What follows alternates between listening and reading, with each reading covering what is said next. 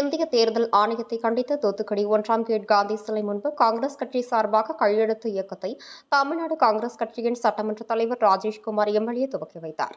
வாக்குத்திரட்டின் மூலமாக ஆட்சிக்கு வந்த மத்திய பாஜக அரசை கண்டித்து அதற்கு துணை நிற்கும் இந்திய தேர்தல் ஆணையத்தை கண்டித்தும் வாக்குத்திரடனே பதவி விலகு என்ற கோரிக்கையை வலியுறுத்தி மாபெரும் கையெழுத்து இயக்கம் தூத்துக்குடி 1ஆம் கேட் காந்தி சிலை முன்பு தூத்துக்குடி மாநகர மாவட்ட காங்கிரஸ் கட்சி சார்பாக மாவட்ட தலைவர் CS முரளிதரன் தலைமையில் நடைபெற்றது.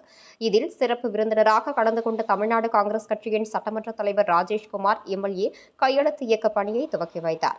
இந்த நிகழ்ச்சியில் தமிழ்நாடு காங்கிரஸ் கட்சியின் மாநில துணைத் தலைவர் APCV சண்முகம், ஸ்ரீ வைகுண்டம் சட்டமன்ற உறுப்பினர் ஊர்வசி அமிர்தராஜ், முன்னாள் சட்டமன்ற உறுப்பினர்கள் டேனியல் ராஜ், சுடலையாண்டி மற்றும் துணை அமைப்பு தலைவர்கள், உள்ளாட்சி பிரதிநிதிகள், மாவட்ட நிர்வாகிகள், வார்டு தலைவர்கள் ஏராளமானோர் இன்று காலை 11 மணி அளவில் கலந்து கொண்டனர்.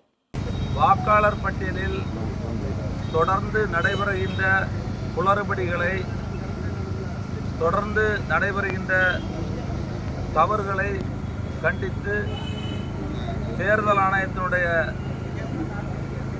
முறையற்ற நடவடிக்கையை கண்டித்து இந்தியா முழுவதும் கையெழுத்து இயக்கத்தை அகில இந்திய காங்கிரஸ் கமிட்டியினுடைய தலைவர் மதிப்பிற்குரிய மல்லிகார்ஜுன கார்கே அவர்கள், எதிர்க்கட்சித் தலைவர் மதிப்பிற்குரிய ராகுல் காந்தி அவர்கள் கடந்த மாதம் 15ஆம் தேதி அன்று துவக்கி வைத்துள்ளார்கள். அந்த அடிப்படையில் தமிழகம் முழுவதும் ஒவ்வொரு மாவட்டங்களிலும் அந்த கையெழுத்து வேட்டை நடைபெற்றுக் கொண்டிருக்கிறது.